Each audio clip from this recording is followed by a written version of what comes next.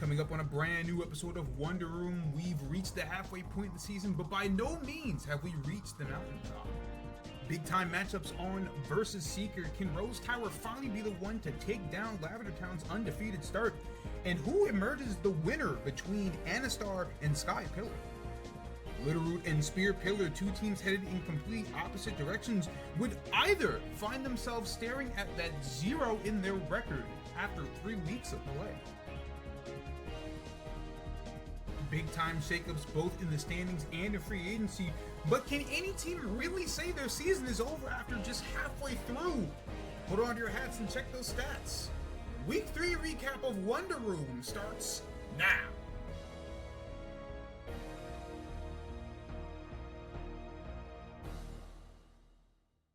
Hello everyone and welcome back to Wonder Room. I'm your host, King Vasser. We hope you didn't miss us too badly over the break. Of course, we wanted to give our competitors some time to mentally refresh and reset, take a look at what went wrong and what went right for them in the first half of the season, and make those adjustments to make a true playoff push in the second half of the season. It's going to be an exciting episode, and we're really looking forward to seeing what happens in the back half of the season. We've got another interesting round of free agency decisions to cover, but of course, we have to start with the set recaps on the week. And it makes sense that 4th of July is just around the corner because we've got some absolute heaters on the grill to showcase for you today. We kick things off with a big-time Ruby League matchup, Rose Tower and Lavender Town. Pranksters coming to week 3 still undefeated, and early on you see some very interesting game planning going on. Hiram gets off an Icicle Spear on Ting-Lu, gets all 5 hits, so we'd like to think that this thing is loaded dice. And Rose Tower content to sack Ting-Lu to get some chip out on Kiram. So in comes Terrakion, and here's the question of the day. What stands in front of a Choice Banded Terrakion? The answer is not much, especially not when rocks are up. Even Hippowdon, bulky as it is, can't take 2 with favorable rolls, so early on, it's an even 5-5 game, and then on turn 9, Rose Tower finds another opportunity to get Terrakion in, and with Hippo down, that means we're free to press Stone Edge. Rotom Wasp takes 63, can't take a second one, which does land, so early on, Terrakion getting a lot of pressure on this team. Skarmory comes in on the King Gambit switch in. You see the SD come out. And the Katal Cleave, not enough to KO the Skarmory, but the Body Press is not enough to KO in return, but that is going to deal a ton of chip to King Gambit before it takes out the Skarmory, which means that Terrakion can come in and pick up another KO. Or does it? Wochin, the switch in, and you see that Rock Slide is the move of choice, not anything like an Earthquake. On to turn 18, Diancie sets up a Trick Room, ready to try to sweep. But you see that the Wochin has Power Whip at the ready. It procs the weakness policy, but thanks to that Leech Seed already applied, 1 Protect is all it takes for Diancie to go down. So Wochin able to get the better of the Fairy type on the other side. And because the Trick Room is still up, Wochin is able to pick up another KO on Lantern with another Power Whip. And with 1 more turn to go, that means Dragapult's going to have to take a ton of chip thanks to that knockoff, before finally dispatching the Wochin with a Draco Meteor. But at this point, it's looking dangerous for Rose Tower. Or is it the Flamethrower comes out? Was this an overthought on the side of Lavender Town, or was Rose Tower just that far in Nico's head? We don't see the Sucker Punch come out, interestingly enough. So Dragapult's actually able to get off a lot of chip on Overquill. And then we move to turn 26. Nico trying to put an end to this, swaps in Kiram, but the U-turn comes out on Cherry's side, so a masterfully played game 1 endgame allows Terrakion to come in and pick up the KO on Kiram, and even after the Intimidate, still be able to pick up the KO on Overquill to take the first game of the set. So we move to game 2. Dragapult on turn 3 crucially misses a Draco Meteor on the Kiram, which is able to set up a Dragon Dance. So now Rose Tower is on the back foot. Lantern has to come in. Takes a lot of chip from the Icicle Spear, and it's not loaded dice on Kiram. Just lucky against the Ting-Lu earlier. Terra Fairy comes out on Lantern. Dazzling Gleam does a good amount of chip, but of course that means it's gonna go down to a single Icicle Spear thanks to the crit. Skarmory comes in, and we see another crit on the first hit of Icicle Spear, but unfortunately, for Lavender Town, 5 hits does not come out, so Skarmory is able to take care of Kyurem, but Kyurem was able to deal a lot of chip to Rose Tower, and allowing Oricorio to come in, Terra Fairy, and clean up the Skarmory with the KO. We move to turn 12. Gambit comes in on Dragapult, which U-turns out, which lets Terrakion back in, which means you know what time it is. Hippowdon comes in after already having been poisoned, and as a result, has to go down to a couple Terrakion close combat. So even the big bulky ground type not able to withstand the storm, it's gonna have to be a sack war. Oricorio comes in, gets off a Quiver Dance thanks to Terrakion having to leave, and Revelation Dance is a clean 50 to Ting Lu, which does in fact have Whirlwind, so Oricorio out brings in King Gambit. Iron Head does 25, Gambit takes a lot of chip from that Earthquake, but the second Iron Head does not pick up the KO, and it doesn't get the flinch, so Ting Lu able to KO King Gambit. Wo-Chin has to come in, take care of Ting Lu with the Power Whip. So it's 3-3, we go to turn 31, Dragapult gets some Flamethrower chip, and Wo-Chin crucially misses the Power Whip, which would have KO'd the Dragapult. So as a result, Wo-Chin is going to have to go down even after a few turns of leftovers to a Dragapult U-turn. Terrakion's going to come back in, which means Overquill's going to have to come in, get off the Intimidate. Cherry goes into Diancie, and you see that the Overquill actually has Smart Strike as coverage, ready to absolutely obliterate Diancie if it is not Terra'd. Dragon Ball gets some chip before it goes down towards Smart Strike, so it's all up to Terrakion once again. Stone Edge is the move of choice, takes out the Overquill. It comes down to the Oricorio and misses.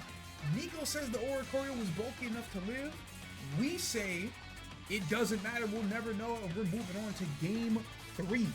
So on turn 3, Kyurem comes in, but Cherry gets aggressive, reads that switch in with a body press, and so as a result, Kyurem is only going to get off a little bit of freeze dry chip before Skarmory takes it out. We move to turn 9. Klefki was the swap for the Lantern, and you see that it is the Calm Mind variant. Draining Kiss as the attacking option is going to heal a lot of HP back thanks to being stabbed and healing 3/4 of Klefki's damage output, and you see that Magnify is also the move of choice, so this thing actually has a great opportunity to set up on Hippowdon until it's revealed that Hippowdon also has Whirlwind, but keep that Klefki in the back of your mind. We fast forward to turn 22, Overquill is able to get off some big damage on the Diancie, procs the weakness policy, Moonblast not enough to KO the Overquill, but an interesting decision here from Nico, goes for the Toxic Spikes instead of taking the KO, so Diancie picks up the KO on Overquill thanks to the Draining Kiss. And the Terra Water means that Diancie could pull off a sweep here, except the Iron Head flinches. Absolutely back-breaking turn of events here for Rose Tower. And it starts the spiral. Thanks to that Toxic Spikes, Terrakion ends up getting poisoned and then gets knocked off by the Wo-Chin, so while it does have the Justified boost, this thing is on a timer, and if it finds its way back in, it's not going to have that Choice Band boost. And because Hippo is at full HP and there are no hazards up, as long as it gets favorable rolls, this Hippo will not be going down to 2 Terrakion Choice Bands, and it in fact does not. Slacks off and is content to just weather the storm until Terrakion finally goes down to Poison Chip on turn 33. So now, Lavender Town, it's even at 4-4, but it really feels like they have the advantage here. On turn 46, after a lot of stalling between Wo-Chin and Skarmory, Skarmory eventually goes down after Brave Bird Chip into Elite Seed damage. And then on turn 51, Oricorio is in, ready to Terra, ready to pull off the Game 3 sweep. Shadow Ball comes out from Dragapult, does in fact lower Oricorio's special defense, but it's not going to be enough as Oricorio is able to get off a second Quiver Dance, pick up the KO on Dragapult, which means it's down to Ting Lu and Klefki, and Ting Lu has already been through the ringer damage-wise. goes down to a Revelation Dance, and it feels like Lavender Town is ready to cruise to yet another victory. But not so fast, my friends. We've seen that this Klefki does have Calm Mind, and because of that typing, it means that Oricorio, that pretty much only has Revelation Dance, isn't going to do too much to this thing. So you see that the Klefki is able to get off some Calm Minds. Knockoff is able to remove the lefties, but you've already seen how much HP this thing is getting back from Draining Kiss, and then the fourth move revealed to be Iron Defense, and so all of a sudden, this Klefki is a major problem for Lavender Town to deal with. You see how much HP it gets back off of Wo-Chen, which cannot Terra Poison to mitigate the damage. And then on turn 64, Oricorio tries to come in, boost alongside it. Not enough bulk to withstand a +5 Draining Kiss from Klefki. Gambit comes out, takes 54%. Now the Klefki is basically at full. And you see that Iron Head is only doing 25% after the Iron Defense. So even something as strong as a 3 Falling King Gambit, not enough to take out the Klefki. So it's up to Hippowdon and Wo-Chen, and we've already seen that these things have too much HP. Klefki's going to be able to get it all back, and because of that Magnet Rise, Hippowdon can't even fish for a critical hit. So despite all odds, despite the big flinch coming out from King Gambit, ruining Diance's chance at a sweep, Rose Tower expertly navigates the end game, gets it down to just Klefki, which cannot be whirlwinded out, boosts up to +6 with an Iron Defense on top, and is able to counter sweep Lavender Town all the way down. And so Rose Tower, finally, the first team to take out Lavender Town, who falls to 7-1. Rose Tower gets up to 6-3. A big day from Terrakion and Klefki. They combined for 10 KOs in an absolutely massive Ruby League tilt. Another big time Ruby League tilt, Sky Pillar and Anastar, both teams looking to move into the top 3 of the Ruby League. And out the gate, you see some very interesting shenanigans. Not only is the Chinese Manaphy physical, it's also locked and loaded with a Mirror Herb. After you see Calm Mind Slowking, some fascinating stuff coming out on Primetime, but it's not until turn 10 when we finally see a body Fortress going down after offensive Sylveon lives the Gyro Ball before going down to a Thunderous T-Psychic in retaliation. So out comes Iron Hands. You know that this thing is probably locked and loaded with an Assault Vest, but first things first, the Ice Punch gets the freeze on Slowking G. So Anastar opts to sack it before bringing in Goodra. Knockoff comes out, so you see that the Iron Hands is in fact AV, but AV or no AV, that's still an Iron Hand, which is doing massive damage and only taking 30% from a Draco Beater before Goodra also goes down. And so it's up to Greninja to try to put a stop to this thing. You see that it is Protean, likely Specs, takes a healthy 56 from the Earthquake before taking out the Iron Hands with another Surf. Clodsire comes into retaliation, revealing that it is in fact Water Absorb before getting up rocks. And then Gliscor comes in, takes very little from the Poison Jab, so this thing is going to be able to stick around in front of Clodsire all day, but Azov comes in on the taunt. And even though Gliscor does in fact have Protect at the ready, it's not going to prevent it from going down in one blow to a Life Orb physical Azov Ice Punch. So, Sky Pillar up big, 4-2 advantage. Manaphy comes in, ready to get sacked. Greninja U-turns out into Thunderous Therian, which is not boots, so it takes that rocks damage before taking out Manaphy with a Psychic. In comes a fully healthy Heatran, dodges the Focus Blast, misreads, tries to call out Greninja on the switch, doesn't matter. It's going to be able to live the Focus Blast, land the Magma Storm, get Thunderous Therian down to 1%, and then live the Thunderbolt, so Heatran picks up the KO despite the misplay. Greninja comes in only at 19%, and while it does pick up the KO, it's got to resort to Dark Pulse to try to take out the 3 remaining members of the Delta Dragons, and a Terra Fighting from the Azov putting ends to that. Drain Punch comes through, Sky Pillar takes the first game. So we move to turn 6 on game 2. Heatran in on Slowking G, gets off a taunt, and then traps the Slowking G with a Magma Storm, dodges a Focus Blast. You saw that this thing was Calm Mind earlier. So Heatran gets super lucky, dodges a second Focus Blast, so this thing is at 100% after taking out the Slowking G thanks to that heavy slam. So Greninja has to come in.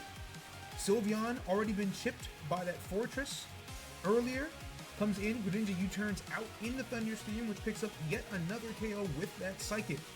We move to turn 16, Chandelure, able to get some switch-in mind games on the Heatran, gets a Spadef drop thanks to a prior Shadow Ball, is able to pick up the KO after a third. On turn 20, after an exchange of hazards, Iron Hand comes in, Fortress reveals that it has Earthquake, does good damage to Iron Hands before Chandelure gets sacked to the rocks, which means that on turn 24, Thunder's Therian, after a nasty plot, picks up the KO on Manaphy, forcing Azelf to have to come in retaliation, picks up the KO with the knockoff. But Greninja's gonna outspeed everything on this team, so Iron Hands, thanks to that prior chip, can't really take much more damage, and it's not gonna matter. Greninja's gonna U-turn out into Gliscor, and it's Gliscor's turn to start picking up some KOs. Gets off an EQ, takes down Iron Hands. Azelf has to come in. Fortress available for the sack. And because Azelf goes straight for the Ice Punch, even with the freeze, it means that Rocky Helmet chip means that Azelf is going to take a bunch of extra damage before going down, which means that Greninja is able to come in, go for the U-turn. Not a coverage move, goes right back in the Gliscor, knowing that Azelf is going to have to come in on an EQ in order for any progress to be made. So Quasar has to stay in, gets hit with an EQ, takes a bunch of damage, and then on turn 32, Anastar reads the Azelf switching, gets off the U-turn, takes out the Azelf, so it's down to just Clodsire.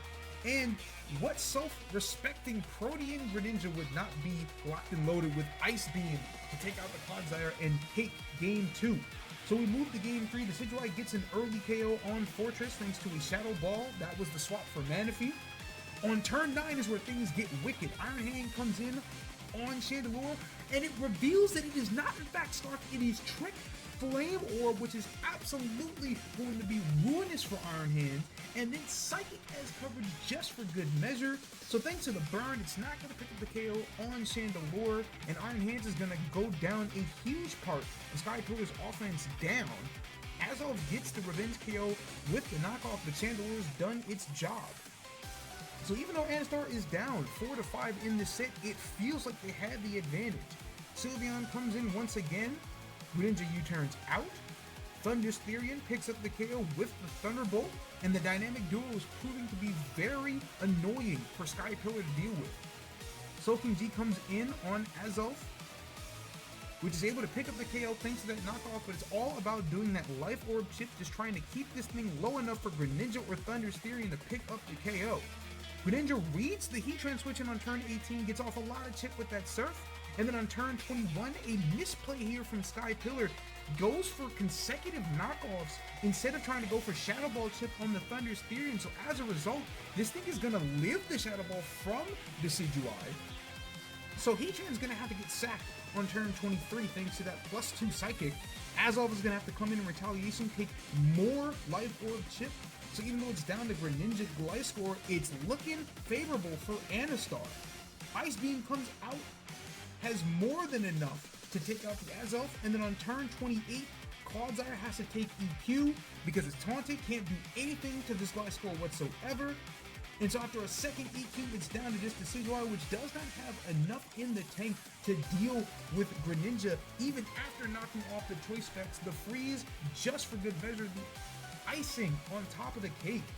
And so Anastar plays beautifully, puts Sky Pillar in the spin cycle, and walks away with a 2-1 victory on Primetime. Greninja 5 KOs, 4 assists, 13 total points, a super dominant performance. Thunder's Therian adding 10 points as well, overpowering Azelf and getting the big win on versus Seeder.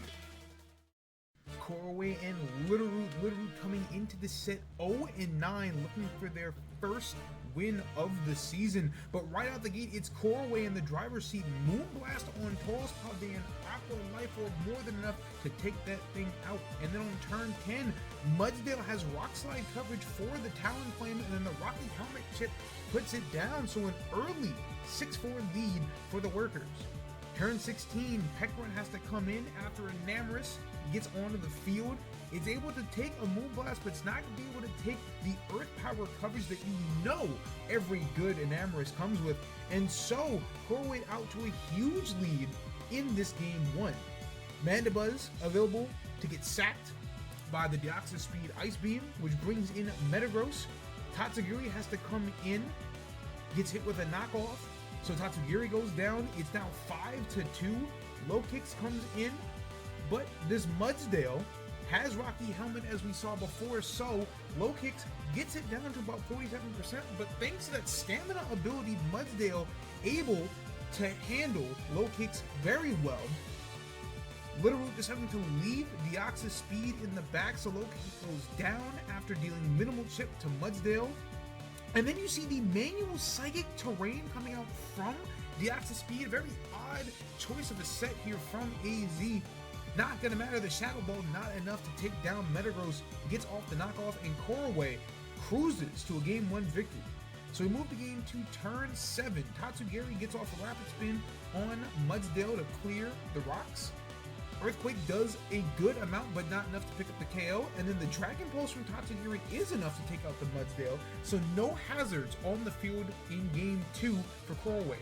Breloom gets the revenge KO with the Mach Punch, and then very curious decision here, stays in to get chipped on Deoxys Speed, gets popped by Expanding Force, so Breloom goes down, and then on turn 12, Tauros Paldean Aqua gets off a Wave Crash on Mandibuzz, which is able to U-turn out, which means Enamorus Eye is back on the field to collect another KO, making this 4-4.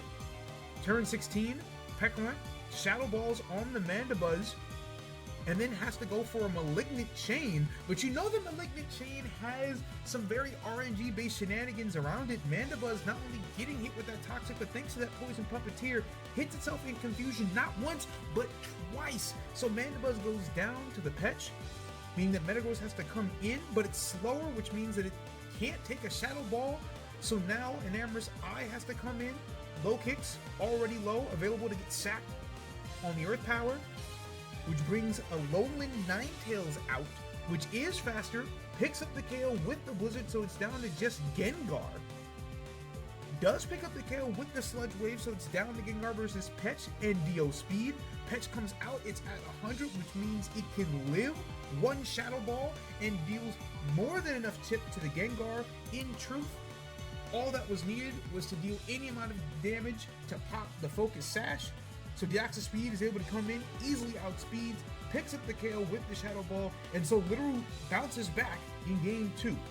On to game 3, Mandibuzz has to come in on a Tauros Paldean Aqua Wave Crash, and we see that this thing is in fact banded, so Mandibuzz actually goes down after 2 to give literally the early lead before Gengar gets the revenge KO with the Shadow Ball.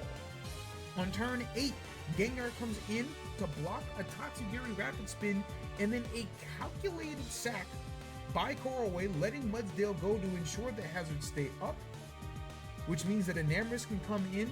We know that no one on this team can really deal with this thing defensively, so Tatsugiri gets sacked. And then on turn 14, Meloetta, the swap for Breloom, misses Low Kicks thanks to having to hit Psychic, but Terra's on the next turn, doesn't go down to the first impression, picks up the KO with the Alluring Voice, which means that Alolan Ninetales has to come in, and this thing is not Boots, it's actually Assault Vest, but so is the Meloetta. So Meloetta is able to live 2 Blizzards, doesn't get frozen, picks up the KO on Ninetales Alola with the Psychic, which means that Deoxys Speed has to come in and take this thing out, but Corway is now up in the Sack War. So Metagross comes in at a healthy 74%, and then a very odd decision here from Littleroot goes for the Psychic Terrain, not respecting the fact that Metagross can one-shot a Dio Speed, which means it's down to Petch, which can't parting shot on the Metagross thanks to that clear body, and because of the Psychic Terrain being up, Psychic Things is doing more than enough to keep Petch under a certain percent, but it's not going to matter when the critical hit comes out. And so Corway is able to survive, takes the set 2-1.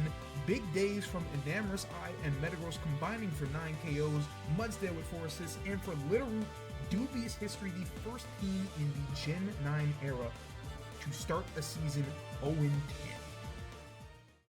The top 2 teams in the Sapphire League, Mauville and Spear Pillar, going head to head, and right out the gate you see a masterclass in team building. How do you stop a web setter from setting webs? Simple. Bring a Scarfer with a multi-hit, kill that Focus Sash, and take out the Galvantula in one fell swoop. So the early lead belongs to Spear Pillar, and Cloyster with all that physical defense means that it can live a Life Orb Crawdaunt knockoff, and because of the fact that this thing is faster, it's gonna take out the Crawdaunt with a couple of Rock Blasts as well. So the very early 6-4 lead here before Lycanroc Dust picks up the Revenge KO with the close combat.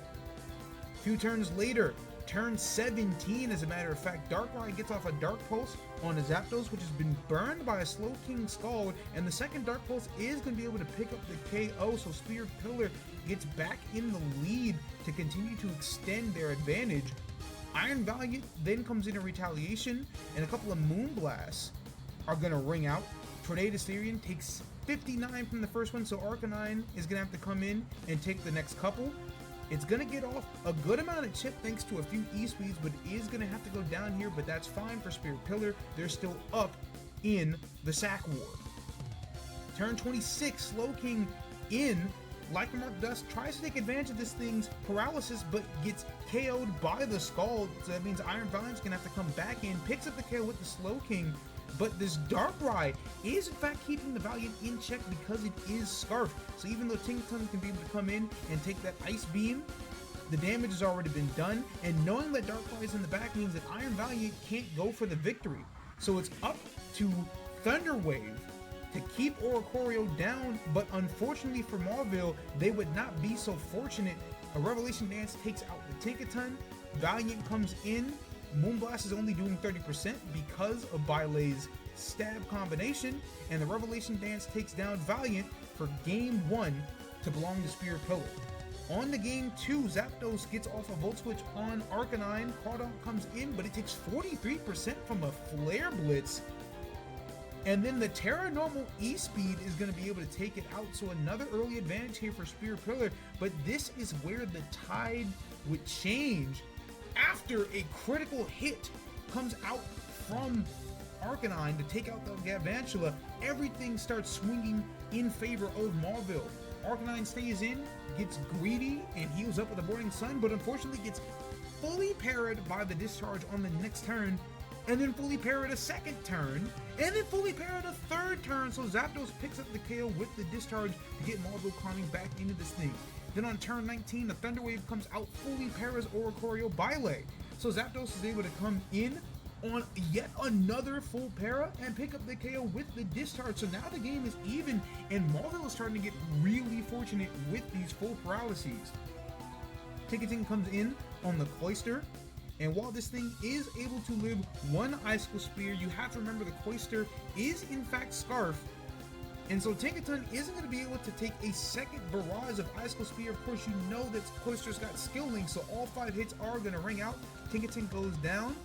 Iron Valiant's going to have to come in and pick up the KO in response, but it's not going to be on Cloyster, it's going to be on Tornadus Therian after a couple Moonblasts ring out. So it's 3-3.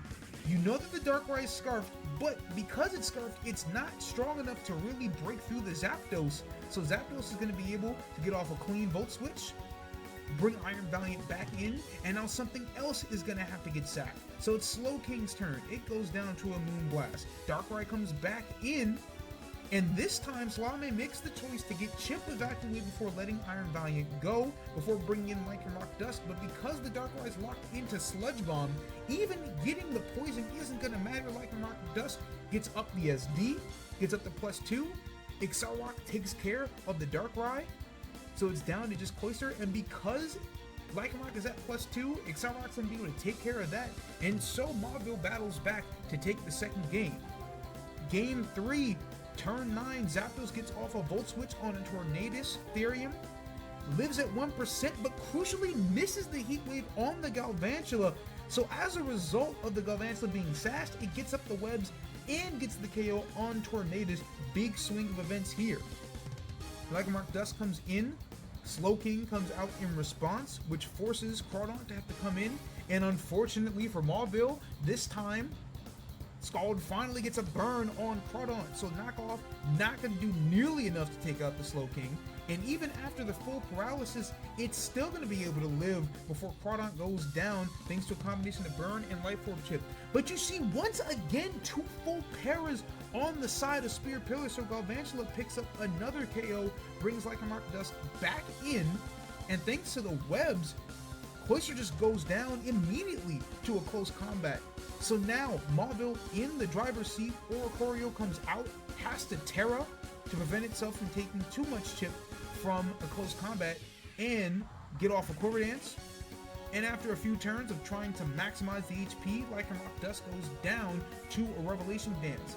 But because this thing is Terra Fairy, that means Tinkaton can be able to fight it very well. And after a nice encore to lock it into Roost, we move to turn 24, where, like we said, Mauville is in the driver's seat, so after sacking Galvantula to an Arcanine Flare Blitz, Iron Valiant's going to be able to come in and put a lot of pressure on, and thanks to those webs, it means that they have full advantage in this late game situation. So Arcanine goes down to a CC, and because of the webs, and because Tinkaton is healthy, it's only a matter of time before Darkrai's got to go down to a Gigaton Hammer, and it's all up to Oricorio Bile. And the Thunder Wave landing means that another Gigaton Hammer is gonna put this set to bed. So after getting just about all the full paras in the world, Mauville emerges victorious with the 2-1 win, moves to 7-2-1 on the season, and for Spear Pillar, they fall just 1 set short of finishing the entire first half of the season undefeated. Human Law starts off the week with an interleague win over Rose Tower, both teams sitting at 5-3. Caesar, the leader in the clubhouse with 9 points, while Terragon Haxorus cleans up in game 2. Nouveau getting the big 2-0 win over Humalau in the Sapphire League, moves to 5-2-1. Scarf Crawdon getting it done with 8 points in the match. Humalau will continue to stack up wins, getting up to 7-4 on the week after dispatching the rival Hearthome 2-1. The key to Toronto back in Humalau. Littleroot finally breaks the streak, gets their first win of the season in their last one, beating Goldenrod 2-1. And Mauville picks up another win over a team with a winning record, moving to 6-2-1 and knocking Sky Pillar down to 6-5 thanks to Iron Valiant's 12 points. Rose Tower would pick up their 8th win of the season after dispatching Castelia City 2-0. Dancy putting up 9 points in the big performance. Castelia City's woes would continue, losing 1-2 to Mount Steel. Gligar 7 combined KOs and assists. Goldenrod would pick up the big upset win though, moving to 4-6 after 2-0ing Mount Steel. Golurk putting up 8 points as Goldenrod finally gets a big win under their belt in Season 8. Mauville barely loses to Lavender Town. Lavender Town moves to 10-1, the first team with double-digit wins. Oricorio Pow 11 points in the big interleague victory. And then finally, Goldenrod would finish out their week, finishing at 5-6. Slitherwing gets the job done, 8 points, knocking Anastar down to 5-6 in the interleague clash. All right, now let's get into today's coverage of the week prior. Some very interesting shakeups happening around the league, particularly in the standings.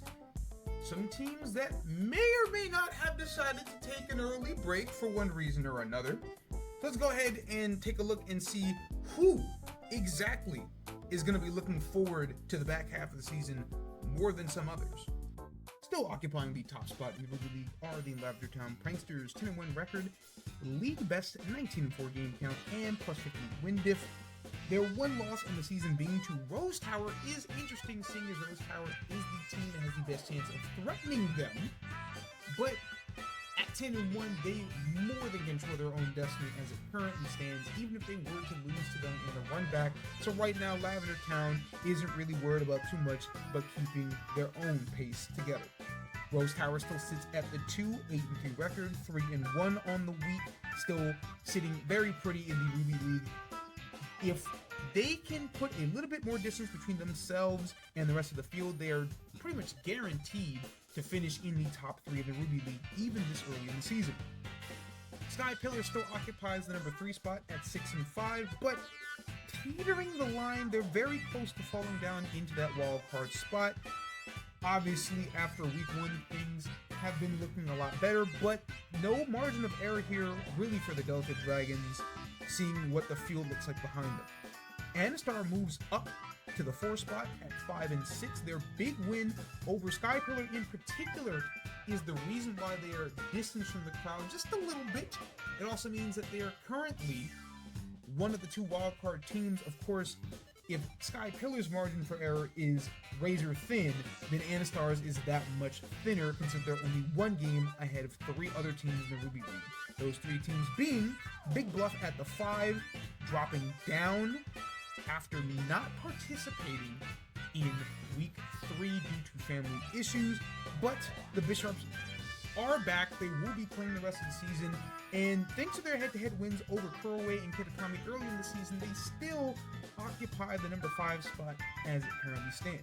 Those other 2 teams, of course, Kuroway and Kitakami, both at 4-7, means that right now the wildcard race in the Ruby League is really interesting. We're going to see what it looks like after the first rematch week, but these are the 4 teams currently vying for that playoff positioning. Sitting at the bottom of the Ruby League standings is Howley at 2-9. Also did not play in week 3. Dancy just needed some time to himself.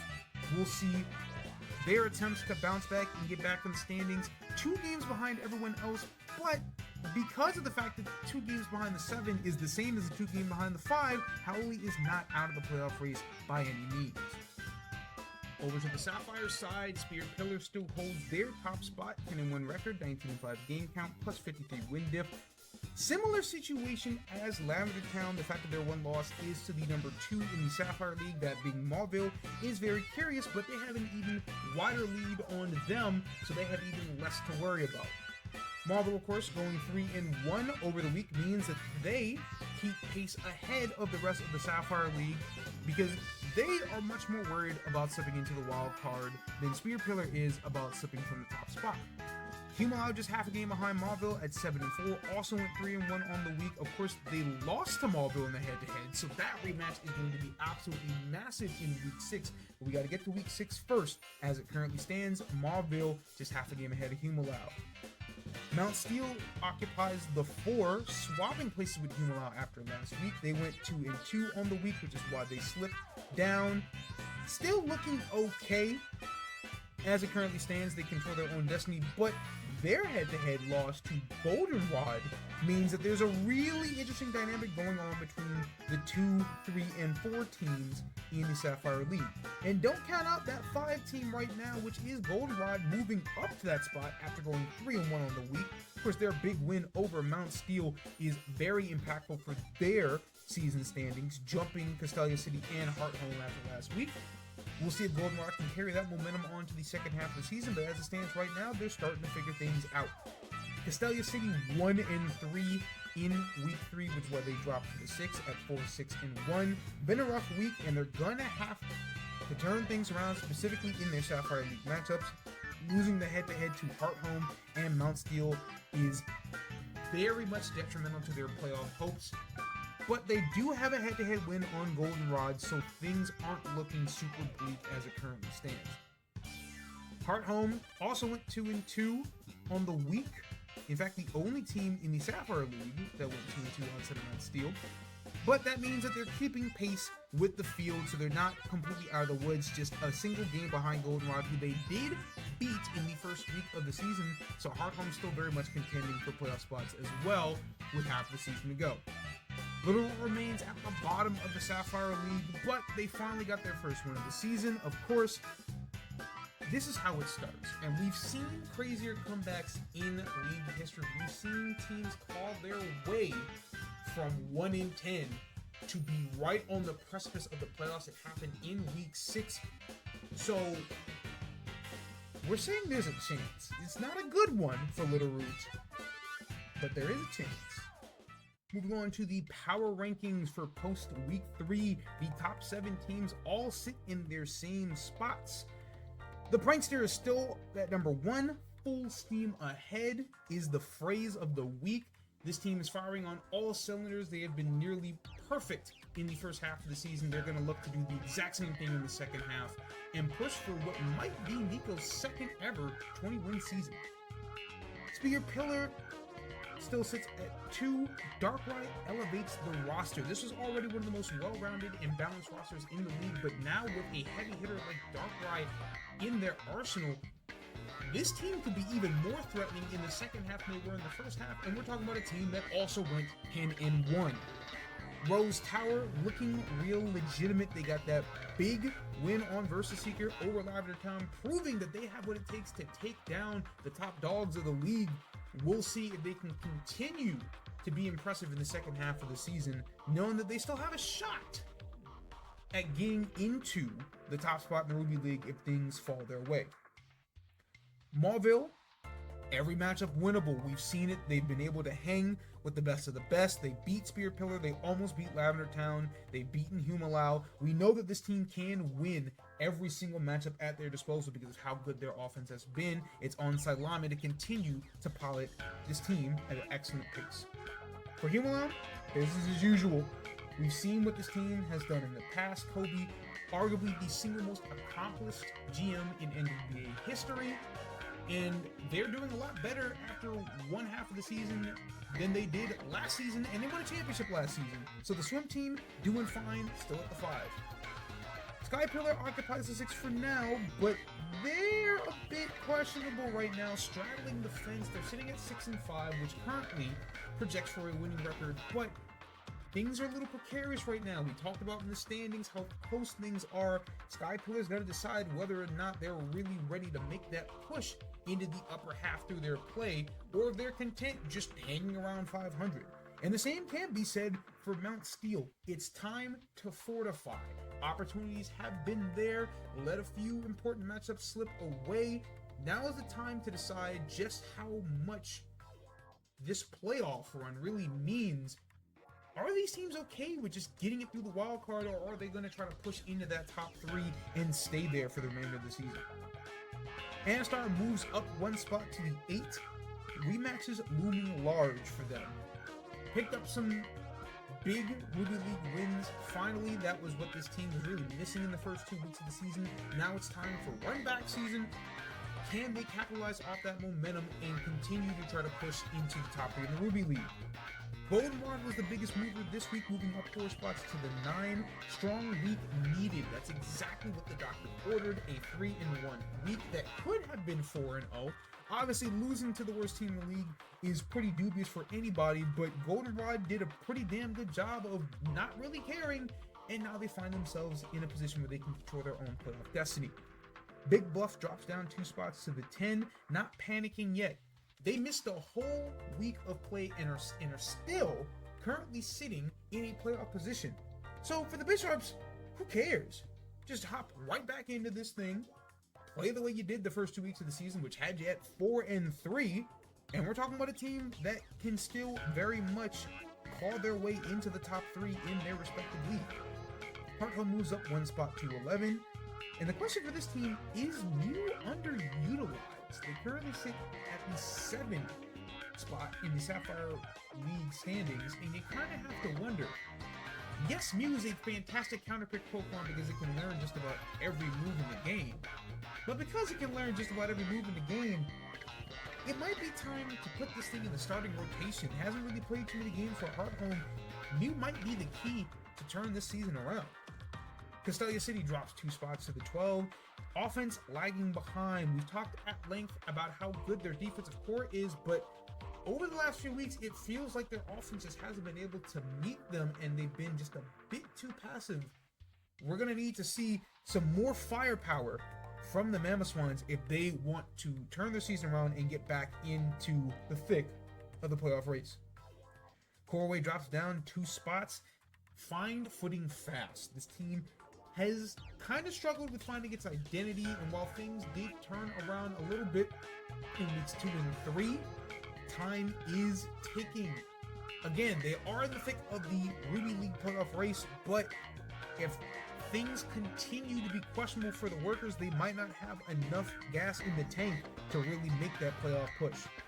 Kitakami moves up 1 spot, but still occupies the bottom 3. Massive weeks incoming. There might not be more pressure on any team outside of Kitakami, knowing what week 1 looked like and seeing them at 4 and 7 just 2 weeks later. So for Kitakami, they're going to have to recapture some of that magic and figure things out. That electric terrain gimmick that some people are calling it might not be the key, but for Kitakami, they can't listen to the outside noise. They're going to have to go all in on what got them here and ride out that roster in order to really lock in and make a turnaround. Howley drops down 1 spot to the 15. The reset very much needed for them. Dancy did not play in week 3, as we talked about in the standings. And hopefully the mental break is what's going to allow Dancy to really get back into this thing, seeing that they do have the capabilities, roster and play-wise, to take some sets. And for Little Root, who still sits at the bottom of the power rankings, it only starts with 1. That's how you have to get into this thing. 1 win is all it takes. They finally have that win. Yes, it took to their final set of the first half of the season, but they did get there. Now let's see if this team can't turn that into a little bit of momentum and make a miraculous push into the playoffs. For the week 3 stats leaderboard, Dragapult led the league in KOs this week for Rose Tower with 14. Iron Valiant of Mauville came in second with 11, as well as Zamazenta for Humolau. Cloister of Spear Pillar had 10 KOs, which was a tie with 4 other mons, including Darkrai of Spear Pillar, Oricorio Pow of Lavender Town, Coquable of Mount Steel, and Thunderous Therian of Anastar. Humulau's Blissey once again tops the assists for the week with 11, tying with Hippowdon of Lavender Town, while Fortress of Anastar, Galar, surprisingly, of Mount Steel, and Samurott H of Goldenrod all tied in 3rd with 8. Dragapult led all mons with 25 points on the week. Iron Valiant came in 2nd with 21. Darkrai and Zamazenta tied in 3rd with 19. And then Cloister and Oricorio Pow tied in 5th with 18. Kitakami Serena actually led the week in points per game with 6.5. Once again, a case for Mon only playing 1 set, but it did major damage in that set. Oricorio Power came in 2nd with 4.5. Iron Valiant with 4.2, good for 3rd. Flamigo of Castalia City coming in 4th with a flat 4. And then Acrosma of Lavender Town coming in 5th with 3. Serena also led in KOs per game this week with Oricorio Power in 2nd at 2.5. Iron Valiant in 3rd at 2.2, Flamigo in 4th at 2.0, and then Walking Wake of Big Bluff also with 2.0. Your Week 3 Ruby League Pokemon of the Week goes to Dragapult of the Rose Tower. Capara does their 2nd award this season. Dragapult led all Pokemon in Week 3 in KOs and points with 14 and 25 apiece. Its 2.8 points per game were 4th in the Ruby League, and it also sported a 1.6 KOs per game. It makes sense that one of the longtime draft league kings in Dragapult finally finds its way into Pokemon of the Week. It's only a matter of time. What makes this interesting is knowing that Diancie won the award for Rose Tower in Week 1, and Meowscarada has emerged as a true MVP contender after 3 weeks. So to see Dragapult still find the time and the ability to eat this ferociously lets you know just how good this mon is, but also lets you know just how dangerous Rose Tower is heading into the second half of the season. Your Sapphire League award winner is Iron Valiant of the Mauville Mimikyu.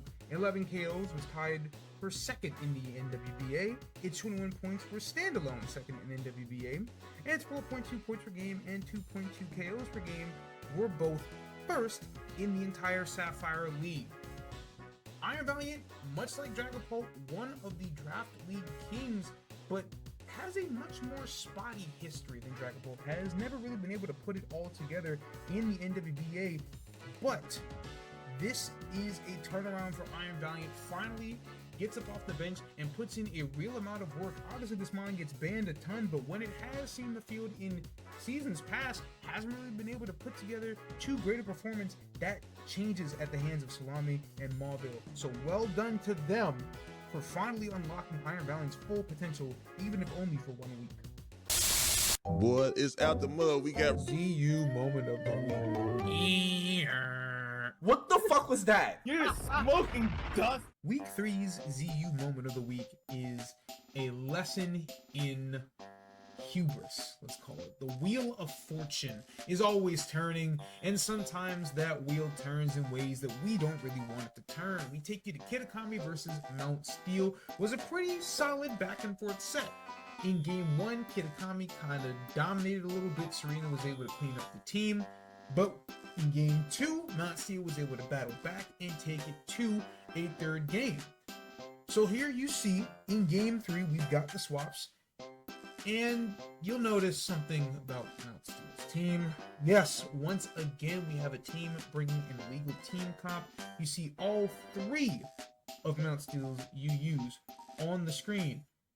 What makes this week's Z Moment of the Week so painful is that we saw Mount Steel last week capitalize off of the very same issue that plagued them this time around. They were able to call out Haoli's team building errors and put that into a 3-game win. This time around, not only did they fall victim to the same mistake, but it happened in game 3 itself, which means they lose the set right then and there. Absolutely tremendous. I don't really understand how it keeps happening in this league, and yet it does continue nonetheless. So painful loss for Mount Steel. Hopefully this is the last time we see something like this happen and we can have an actual ZU moment of the week to talk about. But until then, the team building curse strikes once again. Mercifully, this week of free agency was not all that insane. Of course, there were still quite a few moves to be made, but it hasn't been nearly as hectic as it's been by sheer volume in weeks past. But don't let that perceived lack of volume fool you. There are still some absolute wild decisions being made as teams creep closer and closer to that ever looming trade deadline. For our first batch of free agency moves in week 3, we start with Humalau, everyone's favorite roster reshuffler, dropping Arcanine H for Conkeldurr. Decided that they wanted a bit more something that fit in tune with a rain team. Obviously Arcanine H very strong, but with it being part fire doesn't really benefit well from being on a rain offense. Conkeldurr fits much more in that style. Kitakami continues their electric terrain rehaul, dropping Thunderous Eye for Skeledirge, picking up some much needed defense. Sad to see Thunderous Eye go, but with the inclusion of Pincurchin, there was no longer any room for Thunderous Eye to be more of a terrain setter than anything else. Littleroot drops Sneasel H for Veluza. Veluza, of course, having a very storied history in the NWBA, one of Season 5's biggest success stories, and AZ looking to tap into that success makes Veluza a Terra Captain with typings in Water and Dark. And then Humalau releases Kingdra, does not make a signing at the moment. We've seen Humalau play around with this before. What type of shenanigans would they get up to this time around? But before we get into any of that, we've got trades to discuss. Rose Tower swapping fairy types with Goldenrod, Diancie for Gardevoir. This is a really weird trade. For Goldenrod, you get a much bulkier fairy type. Obviously, Diancie has put in a lot of work for Rose Tower, both offensively and defensively. The fact that it's got such a great natural bulk and a good typing, as well as some really nice moves and coverage, means that Diancie can kind of fulfill a lot of roles on a team. Gardevoir didn't really have a spot, and Goldenrod didn't have much use outside of being a Scarf answer, which is why it's surprising to see Rose Tower make this swap at all. Could this be a move to free up Terra points? the answer would be a resounding yes, because almost immediately after Rose Tower sent Hawlucha over to Kitakami for Latios of all Pokemon. Kitakami has been no stranger to making controversial decisions, but this one is up there with some of the craziest that we've seen in League history. And yet it is justifiable to a degree. Hawlucha is a Pokemon that has benefited largely, historically, from being on terrain teams. So Electric Seed Hawlucha can in fact put in a lot of work for Kitakami. It just looks insane when you send a mon as strong as Latios over to Rose Tower. That being said, Rose Tower played their cards right and was able to essentially flip Diancie for Latios, and Latios, in fact, being able to be a Terra Captain with typings in Electric and Fairy. Obviously, Terra Electric really good for the abusing of Levitate, meaning that it has no weakness, and then Terra Fairy, just arguably the best Terra type you can have on any Pokemon. So, after the trades, Rose Tower immediately dumps Gardevoir for Comfey. Makes sense that if you're going to have a fairy type on the roster and you're not really expecting it to be very offensive, at the very least, Comfey offers some great utility thanks to its triage ability and can still be threatening under the right circumstances, of course, with Calm Mind and a Life Orb. Humalau drops Rhyperior for Masquerain, has some Terra points to use up, so makes Masquerain a Terra Captain in types with Water and Fairy. In reality, the Terra types don't really matter for Masquerain. What matters to this is a web setter. Humalau, no stranger. Seems like just about every web setter under the sun they've tried at least once. This time it's Masquerain's turn. At the very least, Masquerain can be somewhat threatening in the rain thanks to having Terra Water, Hydro Pumps, and Stab Hurricanes. Castelia City drops Doxbun for Florges, needed an upgrade in that defensive fairy type, and making Florges a Terra Captain with types in Grass and Steel. Steel obviously great for a fairy type to be, but also Terra Grass is interesting. Remember that Florges has Flower Veil as an ability, so as a Grass type, it won't get statused. Very curious. Humalau then just went ahead and picked Rhyperior back up. Didn't find anything in NU that it really wanted to use, so just brought Rhyperior back to the roster. Littleroot drops Ogerpon for Glamora.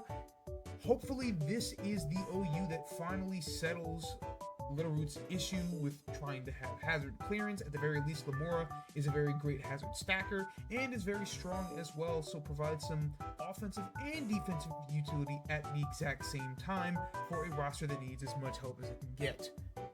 Rose Tower drops its third PU in Electros and picks up a completely different EX in Thunderous Eye after Kitakami dropped it. So an immediate boost to power for a team that didn't really lack power whatsoever, but at the very least gives them a fast option as well as a mon that can still pivot around very well. Skypillar then immediately picked up Electros, dropping Lycanroc. Figures that defense was already the name of the game for this team. Why not get a nice slow pivot to help that out? Electros becoming a Terra Captain for the team with typings in Dragon and Steel. Steel obviously very good for any Levitator to have, even though Electros doesn't really need to change his type. And then Dragon just good for any defensive mon. Again, those resistances to Fire, Water, Grass, and Electric are always useful. Anastar drops Sinistra for Arcanine H. Figures that they just needed something with a little bit more attacking prowess, so now they have a nice fast strong attacker as opposed to another slower setup style mon. Humalau then drops Jolteon and then picks it right back up 2 minutes later thanks to having extra Terra points available, and makes Jolteon a Terra Captain with types in Electric and Fairy. Obviously, Stab Electric is going to be really, really strong. Again, remember that Humalau was running a Rain team, so those Thunders are going to be that much stronger. And then Terra Fairy just to help boost those alluring voices a little bit more. Kitakami then continues the electric terrain overhaul, drops Iron Leaves for Iron Jugulus. Iron Leaves was the most productive member on this team up to this point, so it's surprising to see Kitakami let them go. Iron Jugulus, at the very least, is a little bit faster and can also have a little bit more utility, being able to pivot out, being able to knock off other Pokemon. Still, fascinating to see that Kitakami would be so willing to part with the best offensive mon on their roster up to this point. Anistar then drops a Lowland Sandslash to pick up Whimsicott. Whimsicott offering some great utility, a great speed tier. Curiously, Anistar did not spend any Terra points on Whimsicott, which makes you think that they're saving that for a different PU down the line, or maybe even trying to shuffle around some other points as opposed to keeping it where they already have them. Rose Tower then takes advantage of what Humalo did and drops Mesprit for itself, making it a Terra Captain with types in Poison and Fairy. Poison being another good type to have on a Levitate Pokemon, meaning that it's only really weak to Psychic, and then Fairy just because, again, Fairy type, best Terra type of the game, but also works very well in tandem with Psychic, as we've seen time and time again. Mauville then makes their first move of the entire season, dropping Cramorant for Drifblim. Cramorant was only really here for hazard control, and Mauville hasn't really used them at all. So they decided to pick up Drifblim. Last time we saw Drifblim, it was particularly to use Memento and Tailwind. So look out for Mauville to add another dimension to their excellent offense. And then lastly, you've got Spear Pillar employing some of the same tactics, dropping Cloyster and Jirachi to make Jirachi a Terra Captain, giving it the types Dragon and Fairy. Again, Fairy needs no explanation, and then Dragon, again, a good defensive typing to have, even on a Steel type. What's curious about this decision is that this means that Spirit Pillar will be operating with only 11 Pokemon on the roster for the remainder, or should we say the entirety of Week 4. So we're gonna see if Spirit Pillar is gonna miss that extra roster slot, or if it's not gonna matter. Having just 3 games to play in a week is going to help a lot in that sense. So with all that mess out of the way, let's move on to today's final segment. We look ahead to Week 4, the beginning of the revenge matches. You know how it goes. You play teams in your league twice, which means you're going to get to see some really interesting second go-arounds coming up in Week 4. Week 4 means that we get a complete run back of Week 1. That's how the schedule works. So you're going to see a lot of very interesting rematches this time around. We've highlighted Koi versus Big Bluff and Kitakami versus Sky Pillar in the past. Big Bluff versus Anistar is also going to be very important for playoff positioning. Over on the Sapphire side of things, you've got Mount Steel and Mawile getting to go head-to-head. Humalo and Spear Pillar gets the run back. Mauville gets a run back with Goldenrod with Heart Home. Very, very interesting. Week 4 is always one of the most fun weeks in the NWBA because it means revenge. So it's going to be a very fun week of action. We'll see which teams get to tie it up and which teams will complete the season sweep over their rivals. And finally, we've got a Versus Seeker double header in Week 4. Lavender Town and Kitakami, CJ and Nico, friends and rivals, going at it for the 7th time in NWBA history. One of the most frequent matches that we've seen in our league's long history. And we've also got Rose Tower and Sky Pillar, the number 2 and number 3 teams in the Ruby League currently. This is an absolutely massive tilt that can very much determine the fate of the Ruby League playoffs going down the line. Alright friends, that's going to end it for today's episode. I've been your host, King Vasser. Thank you all for watching. Coming up next on Versus Seeker, 2 big-time Ruby League matchups. Don't go anywhere, and we'll see you soon.